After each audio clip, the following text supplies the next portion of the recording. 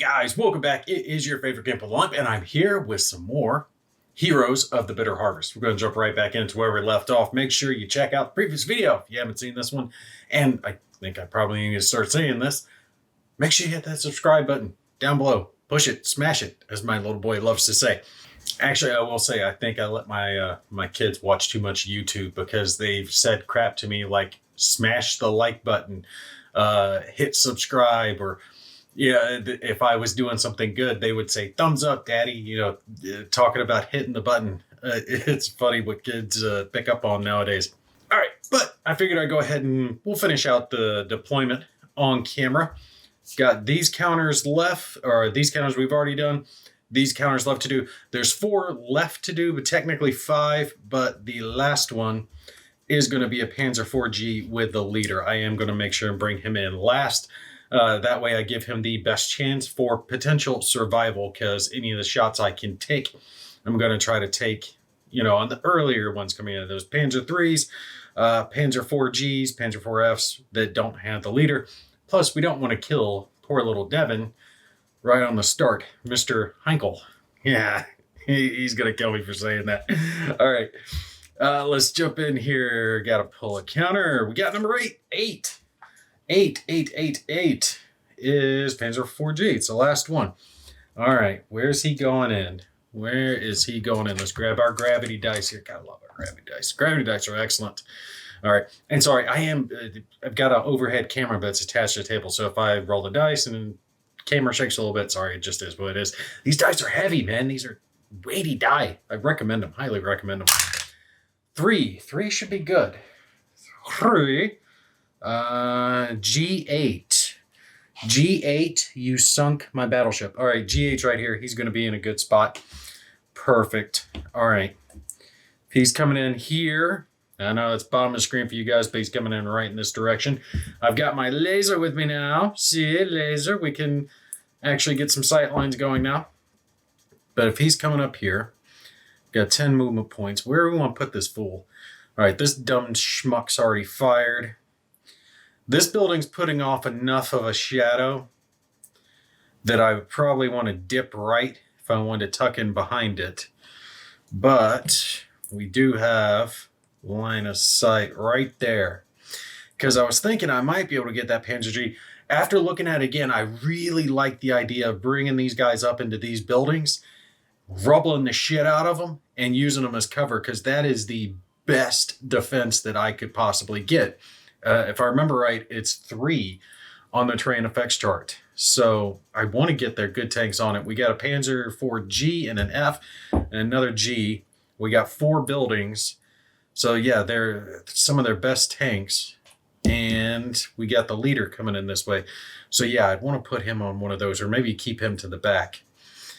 Okay, yeah. Like I said, we're not going to move far on this first turn. So 1, 3, 5. Do I want to push him one further? Because he could dip out that way, or he could dip out this way. Because these guys do have line of sights, but this is blocking, so I wouldn't really let him shoot right into there. Down here, I would let him take a shot. So if I tried to move a tank up through there, they could. That line in between those wheat fields. But I don't think I'm going to give them the shots over here. And like I said, all these games have different rules when it comes to shadow effects, right? Sometimes you can just not shoot on the other side of a building if your line of sight's blocked. Sometimes, I think with Lock and Load Tactical, it's as blocked off as your distance from the target, which means like this one, for example, if we were looking at this T-34 up here, was it like 4 hexes? 1, 2, 3, 4, 5, 5 hexes. So that would be a 5 hex shadow. We're not going that deep in detail with it. We're going with close enough. Close enough is good enough in this game. Damn. I really would love to put him right there so I could go there to rubble that building, but there's no way I can't take that shot. It's just too perfect right in there to his side, and he'd have no cover, so no. But maybe if I put him around there, have him ready to rubble that building, that could work. All right, so 1, 3, 5, 7, 9. Yeah. But that's a spot he could take a shot from. We're just going to move him up to there. I know. I'm overthinking it. I shouldn't do that. Gimpy passes, goes back to the Germans. The Germans must do that thing. Let's draw our counter. 3. Group 3 is going to be a Panzer 3, I guarantee you. Yeah, Panzer 3. Damn, we haven't brought on any Panzer 3s yet, I don't think. No, one. One Panzer 3's on here. He's going to 4. 4s. 82H8 should be 1 to the right. Yep. Dummy's going right here. Panzer 3s I'm not overly worried about getting blown up. I'm more willing to take the risk with them. These guys have decent frontal armor, but they are not like the Panzer 4s. Let me show you guys. All right, so like our Panzer 4s here, do they have the same armor? Yeah, they do have the same armor. So our Panzer 3J, he's only got 3 armor from the front. But when you start getting into the sides, the flanks, his armor goes down a little bit. And at the rear, it goes down a lot. The Panzer 3's got that 3 armor pretty much all the way around except for the rear of the turret. This one, the rear of the hull is worse. And the flank gets bad. He's not 3 all the way around on that flank. So getting shot on the side could hurt him a little more. Not that bad. It's only 1 difference, but that modifier can make a difference depending on who's firing. I'm not going to be able to do any shooting and scooting. It's too much movement, I think. 1, 2, 3, 4, 5. Oh, half movement. I think I could fight. Well, no, I don't want to shoot with this guy. Not yet. Not, because I would be shooting with a move and fire penalty and a turret penalty, I believe, to point him in the direction I want to. Not to mention the target would probably be in place. It'd be such a hard shot. But we'll come up like this. 1, 2, 3, 4. No line of sight. Buildings are blocking him there. And this blocks him shadow-wise. I think we should be good like that. So yeah, we're going to leave him there. That way he can try to scoot up maybe into this building, try to rubble it, get some defense. They'd have to get an on-the-move shot on him as he went. These buildings cover him from the right. Leaves pretty much only 1 tank to try to get him as he goes that way. Yeah. I think we're good that way. I think we're good with that way. All right. Gimpy passes. 4. That's going to be another Panzer 3. There's another Panzer 3. Seeing where the Panzer 3's coming in. Ooh, what's going to be left? It's going to be left. D8. Not too bad. Ooh. Yeah, that's kind of bad. He's right there. All right. Well, the only one that could shoot at him now is this one up here. He's emplaced, but he can't fire until... Okay. Yeah. The way he's pointing right now, he's got a line of sight running straight down like this. Firing outside of this line of hexes makes it to where he gets a turret penalty, which is a -2, I believe, to his hit. That means I don't want to move him up like that. But we do have a KV-1 up here. That KV-1 definitely has him in range. Both of them are going to have him in range. Let's see, KV-1, ooh, 26 hexes, 26 for that T-34 as well. Damn, they got the same gun. I only have to look at the stats for one. They've got the same gun. Okay. What am I can move him into the wreck. The wreck will give him some cover. Let me find out what that cover is going to be for that wreck. Okay. Yeah. I don't even know that they'd be able to make that shot because the wreck will give him +2 modifier. They're not going to be able to ops fire him until he gets into that hex anyway. Not to mention, they'd have to pivot, and that pivoting their turret's only +1, not a +2. So that's not as bad, but that's already a +3. Plus he's moving, so that's +4. Oh, basically, yeah, at the range that he's firing, yeah, they would have to pretty much get a 2. They'd have to get Snake Eyes to hit, it looks like, because they need a 5 or under. There's so many modifiers going against them. Yeah, they'd have to do that because they are not within range. We're going to do it.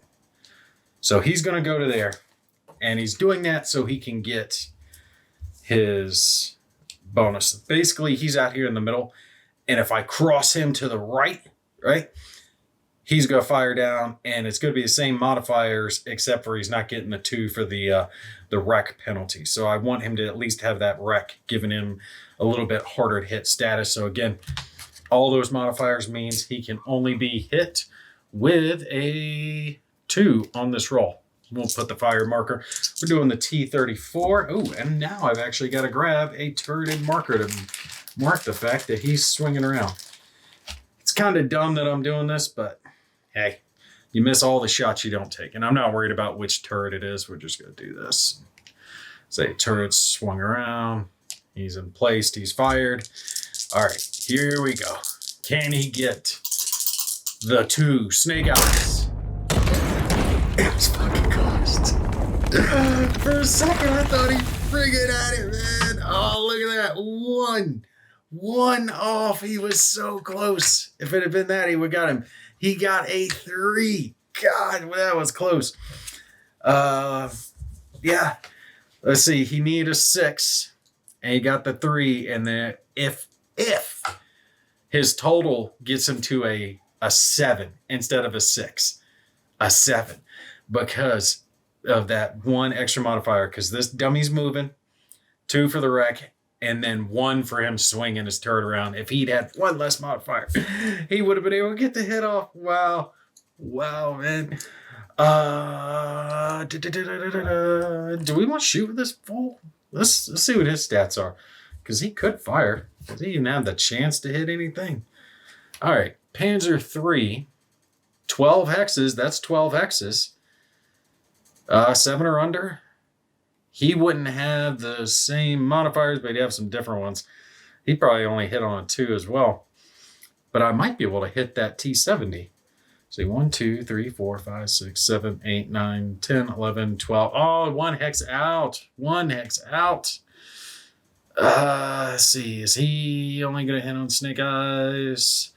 Because he's getting the movement penalty. Nope, because he's on a hill. He's on a hill, so he is not getting any defensive bonus. So yeah, he could hit him on like a 3, I think. If he's doing assault movement, he's going to get a +2, which actually isn't as bad. They have a little bit better chance to hit as Germans than these dummies do, but he is just out of range. We're going to take a shot. We're going to take it. Let me grab myself an assault move marker so I remember what he did.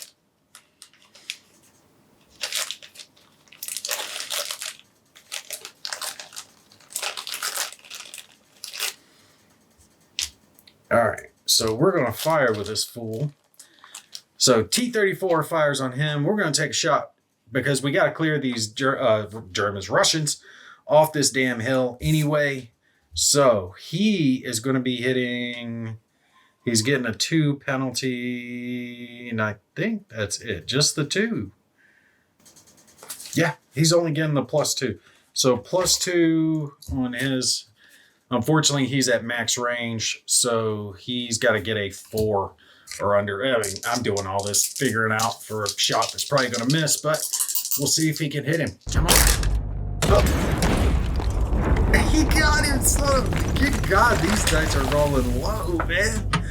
Low, he got him. Damn. Okay, now we got to do our contested roll. His penetration is a 2.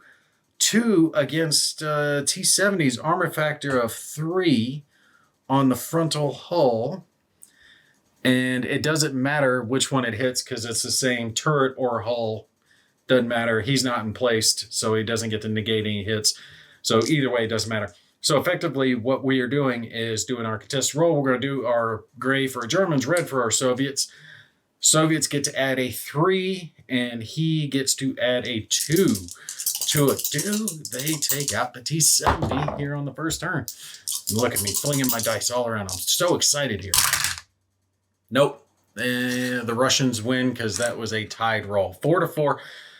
Soviets beat them out, which means they do have to take a morale check to see if they become shaken. I do believe less than target's roll, vehicle takes a morale check, minus the difference in the die roll, so he doesn't get any modifiers. If the morale check fails, vehicle shaken. If morale checks pass, no effect. His morale is not good. It's only a freaking 5, man. Soviets were not happy to be alive, dude. I'm telling you, it's gonna be bad. All right, here we go. No effect. Good God! And these are different dice because I used the green one earlier. It keeps coming up too, man. I can't believe they passed it.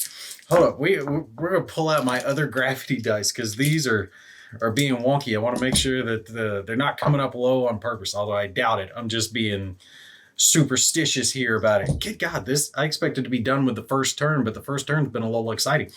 All right, going on. Soviets pass, going to a 2. 2 should be our last vehicle, which is another Panzer III. Knew it was going to be that anyway. Now we just got to roll for our Panzer III, figure out what, where, when, who, and why he's coming in. 4 should be G8, I believe. H8. H is there. Okay, I kind of want to scoot him off to the right because I'd like to kind of flank around with some of these guys. I still got 1 tank left to come in. They've lost 1. So the Germans are kind of spread around. I got 1 tank down here that can do some plinking shots or maybe be a sacrificial offering if I want to flush out a shot against a Panzer III so it doesn't go against a Panzer IV.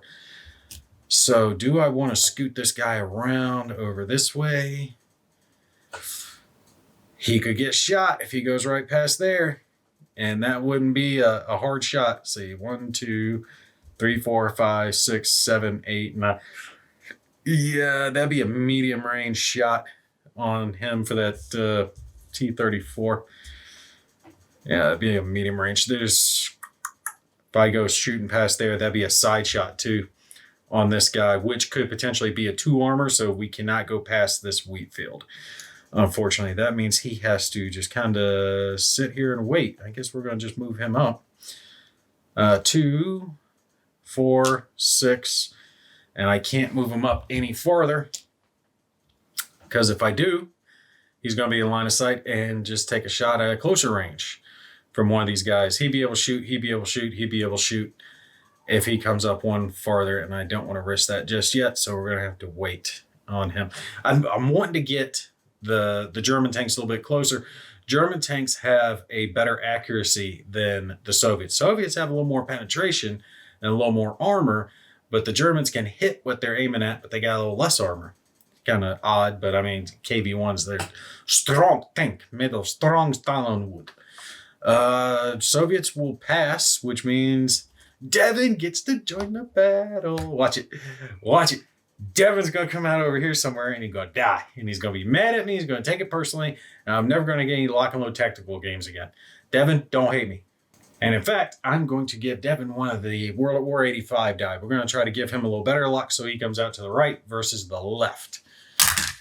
5. That should be right because I think it's left to right over here. 5. Lucky number 5's K8.